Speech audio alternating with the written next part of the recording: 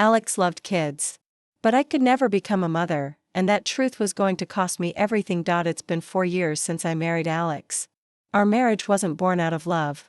It was arranged by his mother, for one reason only, my wealth.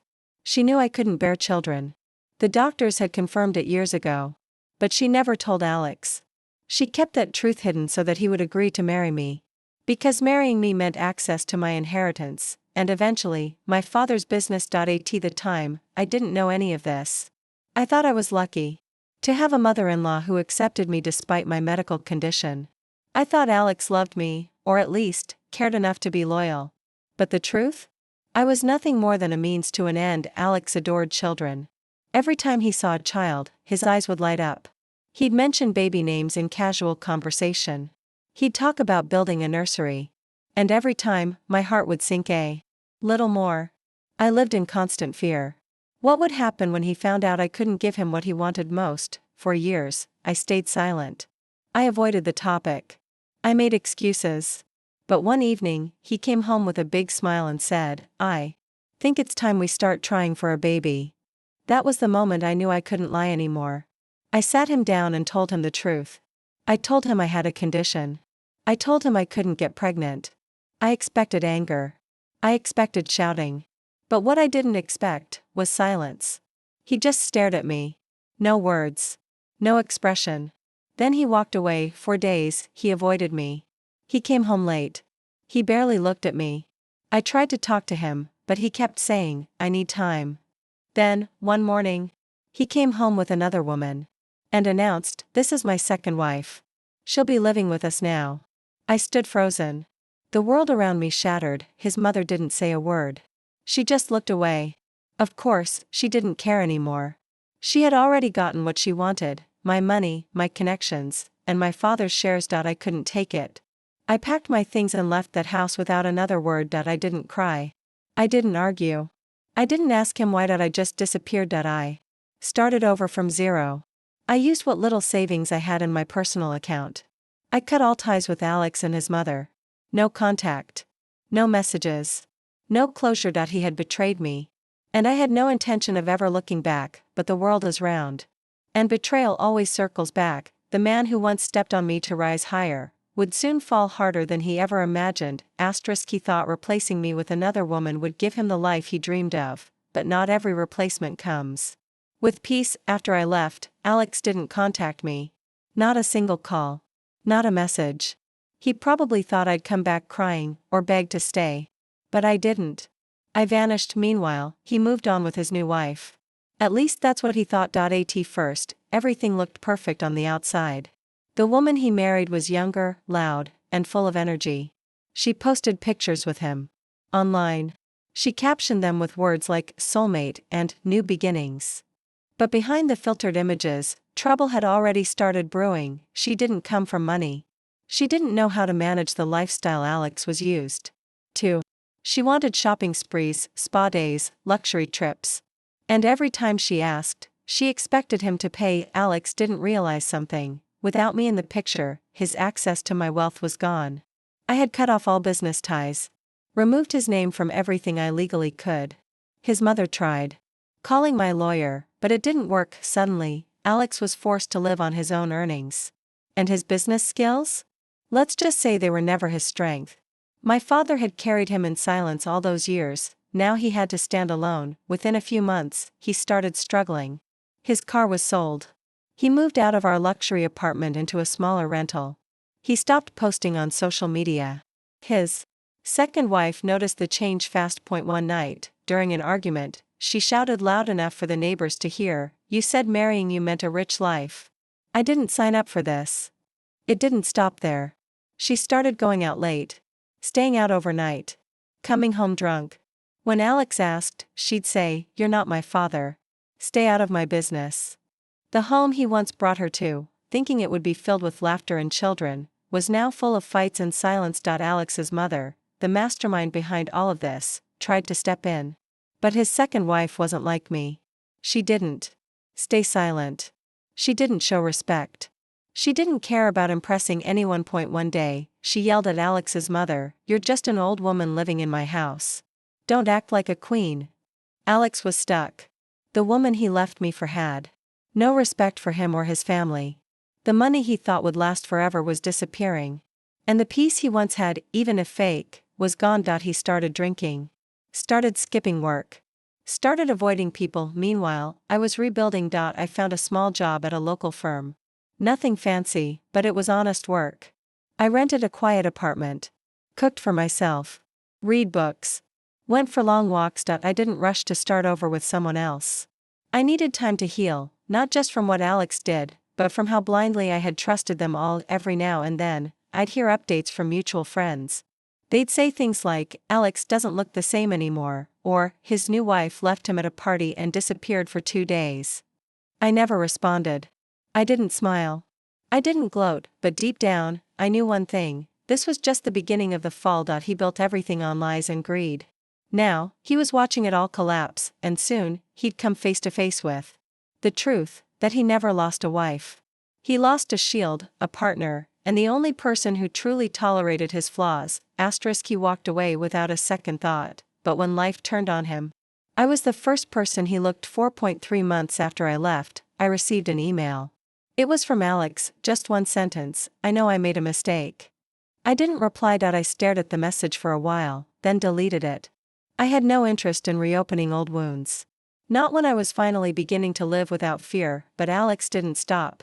A few days later, he showed up at my workplace. He waited outside the gate for over an hour.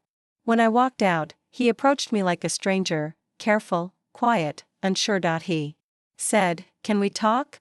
I shook my head. There's nothing left to talk about. But he followed me. He started showing up at random places. Outside my apartment. Near the grocery store. At the cafe I visited every Sunday. Each time, he tried to speak. Each time, I walked away. He wasn't used to being ignored. Especially not by me. His messages grew longer. "I didn't know my mother lied to me. I should have stood by you. She wasn't what I thought she'd be. I miss you." And then, the line he thought would melt me: "We can still start a family. Adoption, maybe?" Now he wanted solutions? Now he wanted to fix things. The same man who had brought another woman into our home without warning? The same man who didn't fight for me, just let me walk away. It was too late. I had changed. Not completely, but enough to never fall for the same tricks again. I found out that his second wife had left him. She had taken whatever jewelry she could grab and disappeared. Overnight. No note. No goodbye. Alex had filed a missing report, but she wasn't missing. She just didn't want to be found. He was left alone. Broke. Embarrassed. Exposed. His mother was sick now, too. Friends said she barely left the house. Rumors were spreading about how they used me, and lost everything. That's when the apologies began, first through mutual contacts. Then letters. Then one afternoon, a handwritten note was left at my door. It said, "I was foolish. I thought love meant having a child. But I had peace, respect, and loyalty, and I destroyed it. I don't deserve your forgiveness, but I'll keep trying." Still, I didn't reply, because I remembered every silent dinner. Every moment I sat alone while he made space for someone else. Every time he looked away when I needed answers. Forgiveness isn't a favor. It's a choice. And I wasn't ready to make that choice, not for someone who gave me away like a used object. My life was still simple. But it was mine. I didn't need luxury to feel safe anymore. I didn't need a husband to feel complete. I had learned how to stand alone, and that lesson was priceless. Alex, once surrounded by wealth, now stood outside my apartment with tired eyes and cheap shoes. He had lost weight. His confidence was gone. His ego had collapsed. He asked one last time, "Can we start over?" And I replied, calmly, "You ended it. You don't get to start again." I walked away, and this time, he didn't follow. He thought losing me was the worst part.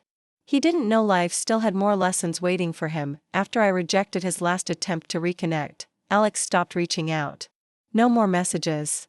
No more waiting outside my apartment. He finally understood. There was no coming back, but his downfall wasn't done. In fact, it had just begun. With his second wife gone, his reputation took a major hit. Clients stopped trusting him. Partnerships pulled out. His bank account shrank faster than he could adjust. He tried to reach out to old contacts for help, but those people were only there when my family name backed him. Now, without my support, they didn't even return his calls. He sold his car. Then the apartment. Then some old family jewelry. His mother had health issues now, high blood pressure, diabetes. And no money for treatment. He had once lived in a house filled with luxury. Now he and his mother rented a one-bedroom flat on the edge of the city. No house help. No air conditioning. No one dropping by to admire them. He applied for jobs, but no one wanted to hire him. Everyone knew the story.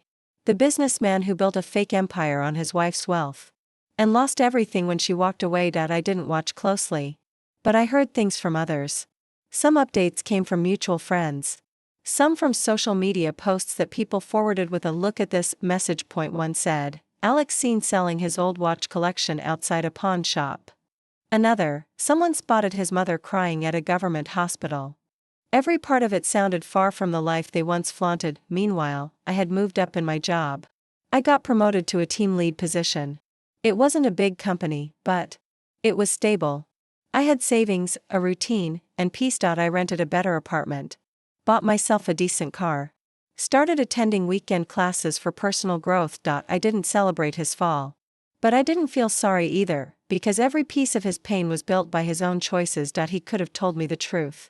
He could have stood by me. He could have respected the bond we had, but instead, he walked in with another woman, not after a fight, not after a separation, but while I was still standing there as his wife. That memory had no expiry date. One evening, I ran into an old family friend at a cafe. She sat beside me and said, "You know, Alex's mother told someone that you ruined their lives." I laughed for the first time in a while. "They ruined their own lives," I replied. She nodded and said, "They miss the days when you were around. They thought you'd come back." I just smiled. They should have thought about that before replacing me. It was strange. The same people who once saw me as a backup plan, now wished I'd walk through the door and fix everything, but I wasn't the same woman anymore. I had stopped being their solution the day I left. Alex's mother even sent me a message through someone asking if I could help with a medical expense. The message ended with, "You were once family. But family doesn't throw you away when you're vulnerable. Family doesn't replace you for convenience." So I didn't reply. Just like they didn't defend me when I needed them. Their fall was painful, but it was fair. They had built a life on greed and deception, and now they were left with exactly what they gave others. Nothing. Once admired, now ignored. He finally understood what it meant to lose everything, including his pride. Alex used to be the center of attention. Everywhere he went, people noticed him. He walked with confidence, spoke with charm, and carried himself like someone important. But things had changed. Now, when he entered a room, no one looked up. When he spoke, people barely listened. He had become invisible. One afternoon, he visited a bank to apply for a small business loan. The same bank where he once held VIP status. He sat in the waiting area for over an hour. No one rushed to serve him. When he finally spoke to a manager, the reply was short, "Sir, your credit score doesn't qualify." It was humiliating. He walked out of the building with his head down. Even the security guard didn't greet him anymore. That same week, his mother fell sick, again. She had a serious infection. But without private insurance, they had to visit a public hospital. The line was long. The room was crowded. And no one cared about her complaints. She, too, felt the sting of being ignored. Gone were the days when doctors visited her at home. Gone were the gifts and attention from friends. Now, even the neighbors avoided her. She began to realize what she had done. She had pushed away the only person who genuinely cared. The only one who stayed silent through every insult. One night, she broke down. She told Alex, "We lost everything because of me." Alex didn't respond. He just sat there, staring at the wall. Regret doesn't speak loudly.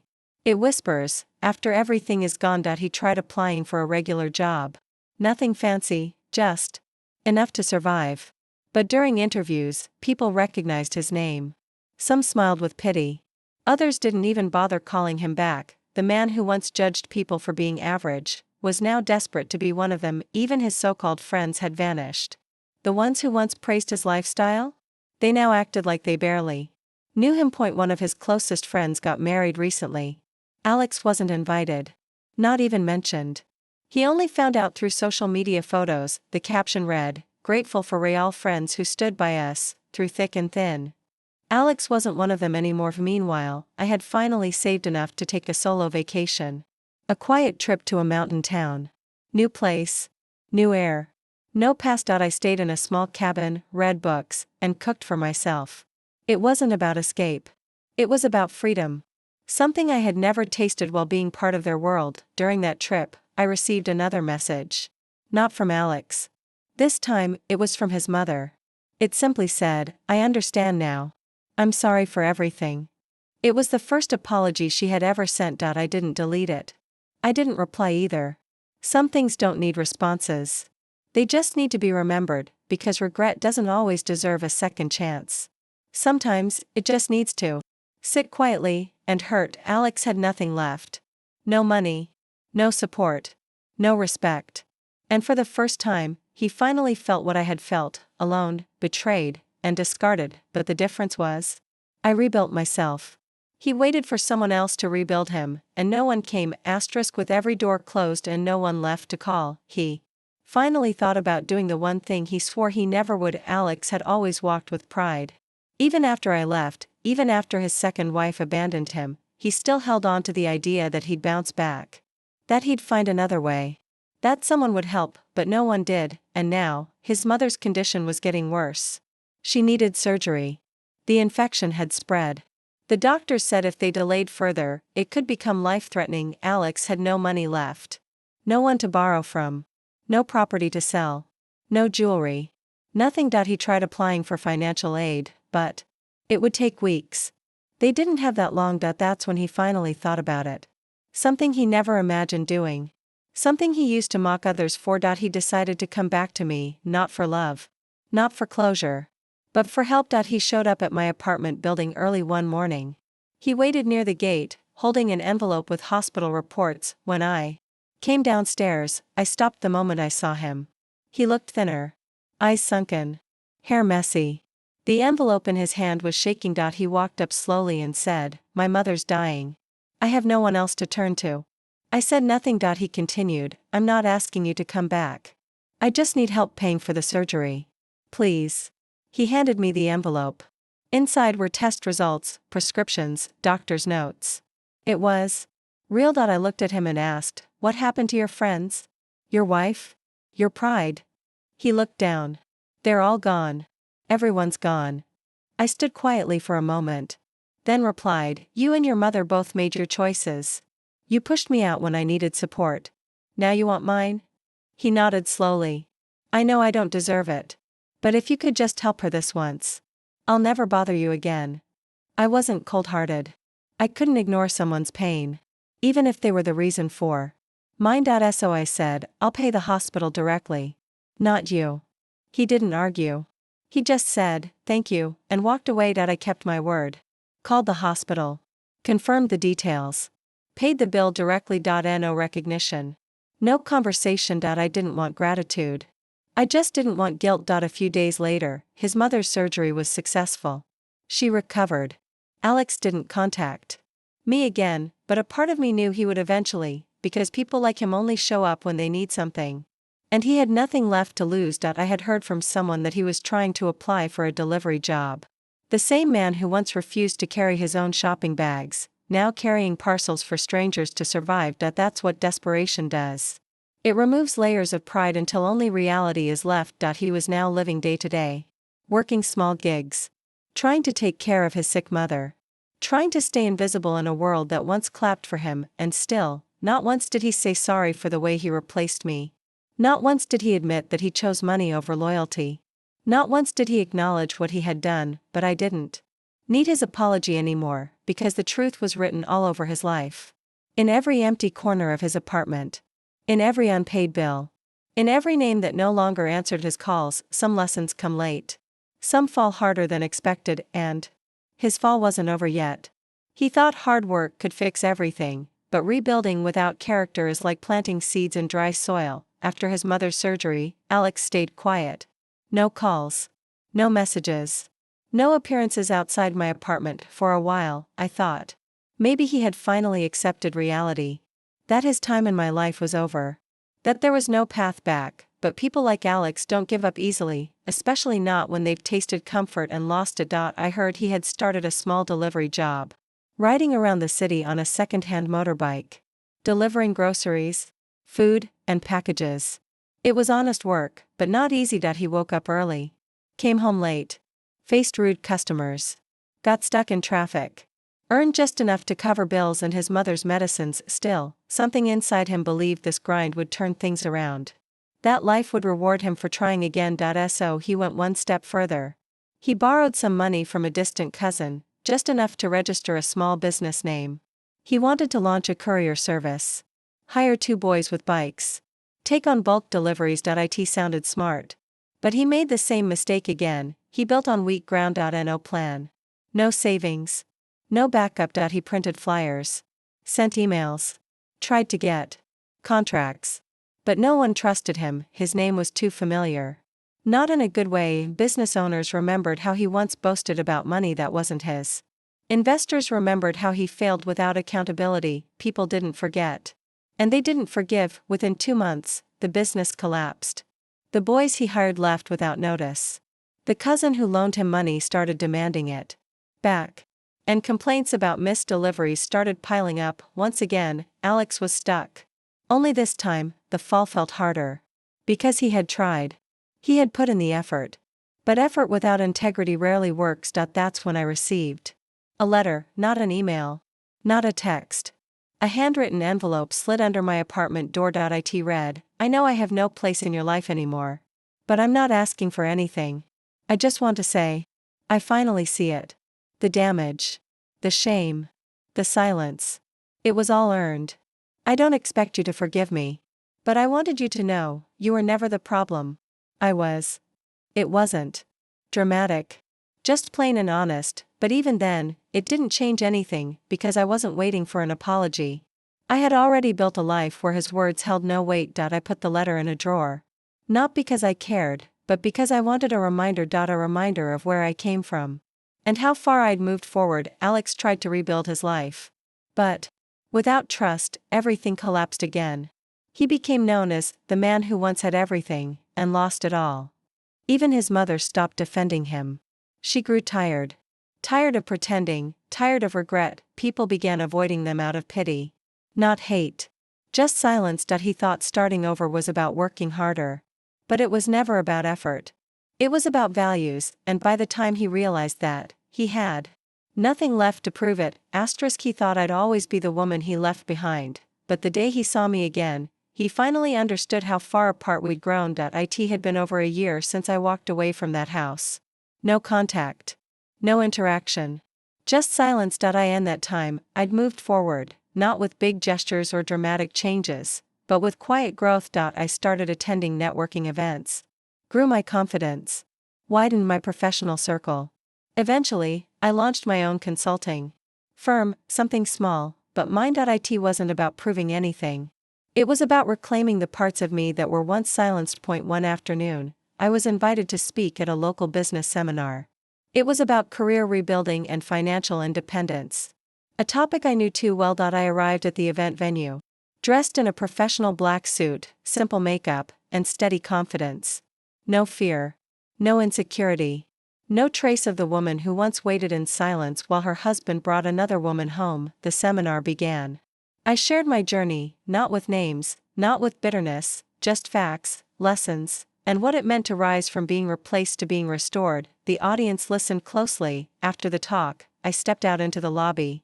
And that's where I saw him, Alex, standing near the entrance, wearing worn-out clothes, holding a delivery bag. I froze for a second.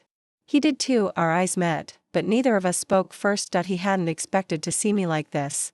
Confident. Composed. Standing in front of banners with my name printed on them. I wasn't just surviving anymore. I was visible. Independent. He looked lost. He took a slow step forward and said quietly, "You look different." I replied, "I am." He glanced at the banner behind me and then down at his delivery bag. There was nothing left to pretend. No ego. No pride. Just reality. "You're doing well," he said, voice low. I nodded once. "Yes." He hesitated, then added, "I'm glad." There was no follow-up. No request. No begging. Just a man standing in front of the life he could have had he chosen respect over greed. We stood there in silence for a few seconds before I said, I have to go. Take care. I walked away, not to make a point. Not to hurt him. But because that version of my life, the one where I waited to be seen, loved, or chosen, was over. That moment was closure. Not with words. But with distance. Later that evening, someone from the event asked, do you know that delivery guy? He seemed like he knew you. I simply said, he used to. Not anymore. Because people who walk away from you while you're still loyal, don't get to walk back in after you've rebuilt. Alex had lost the power to affect me.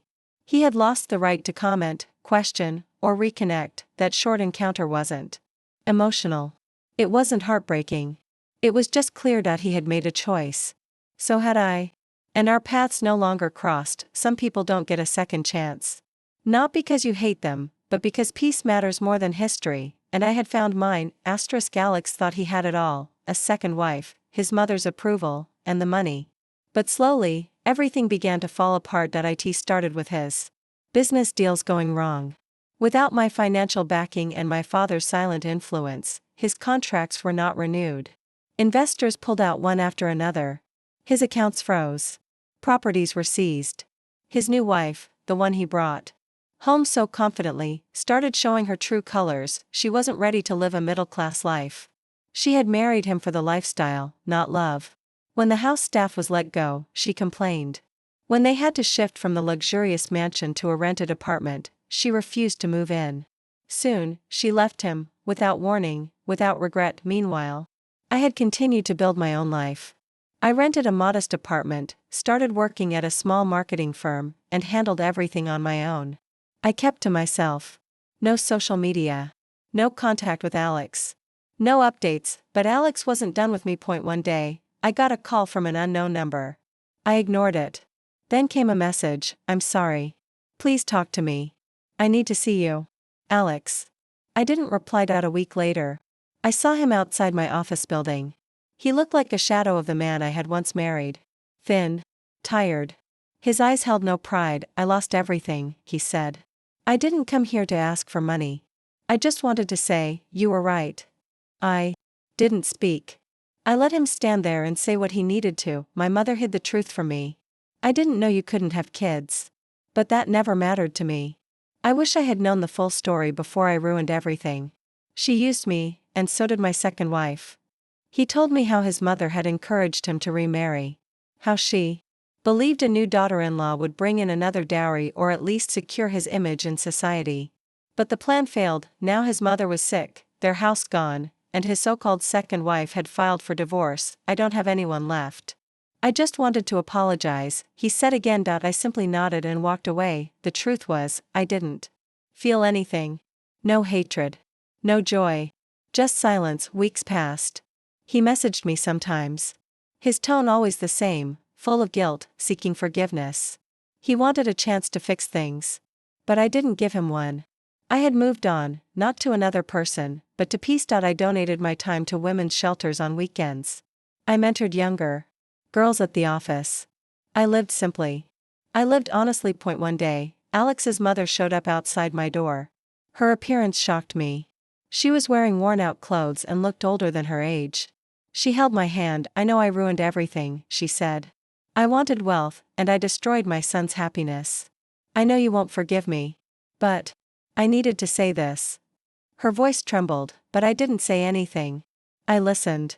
That was enough. They both had lost everything, and I, the woman they once discarded like a transaction, had finally gained something more valuable, self-respect and independence. But the story wasn't done yet, because the past never lets go so easily. Later that week, I received a court notice. Alex was trying to contest our divorce. He wasn't ready to let go yet, and that, I knew, would be the final battle. Alex had become a shadow of the man he once was. The house that once echoed with wealth was now silent. His second wife had left him not long after his business collapsed. All those who once circled him for money and favors had disappeared. His mother, who once looked at me with disdain, had grown old and tired. Her plans had failed. The wealth she had snatched through me was gone. They had no one left. I had built my new life far away from them, peaceful, simple, but mine. I didn't seek luxury anymore. I had learned the hard way what it meant to rebuild from zero. My small business was stable, my life quiet. One day, I received a letter. It was from Alex. It wasn't filled with anger or blame, it was filled with regret. He had written about everything, how he missed the life we had, how he wished he had understood sooner, how sorry he was for letting his mother control everything. He asked for a meeting. I sat with that letter for a while. A part of me wanted to tear it apart. Another part of me was curious. So, I went out. We met at a small coffee shop, nothing like the fancy places we once used to visit. He looked older, worn down. No guards, no branded suit, no luxury watch. Just a man full of guilt. I've lost everything, he said. And maybe I deserved it. I didn't say much. I just listened. I treated you unfairly. I let others decide our life. You were honest, loyal, and I failed you. I nodded. Yes. You did. He didn't make excuses. He didn't ask for another chance. He just said one thing: I'm sorry. His mother came to see me a week later. She had aged far beyond her years. There was no arrogance, no attitude, just silence and a quiet plea for forgiveness. We were wrong, she whispered. Everything we did was wrong. I thought money would give us everything. But it took everything instead. I didn't respond. I couldn't. My heart wasn't bitter anymore, but it wasn't open either. Some wounds don't hurt anymore, but they never fully heal. That day, I walked away. I didn't turn back. Alex and his mother kept trying for a while, calls, messages, apologies. But I didn't answer again. My story had taken too much from me already. It was time to protect what I had left. I moved to a quieter city. I kept growing my business. I met people who respected me for who I was, not for my money, not for what I could give them. Just me, and that was enough. The world I once belonged to, the mansions, the cars, the name, it had disappeared. And honestly, I didn't miss it. That life came with a cost too high. Alex, who once used my wealth to build his empire, had returned to nothing. I, who had lost everything, found peace in simplicity. That was the final twist. He thought money made him powerful. But in the end, he realized, it was never his to begin with. It was mine, and now, so was my life. No more pretending. No more begging. No more looking back. I wrote the final chapter with my own hands, far from the shadows of the past. And I promised myself one thing: never again would I let anyone write my story for me.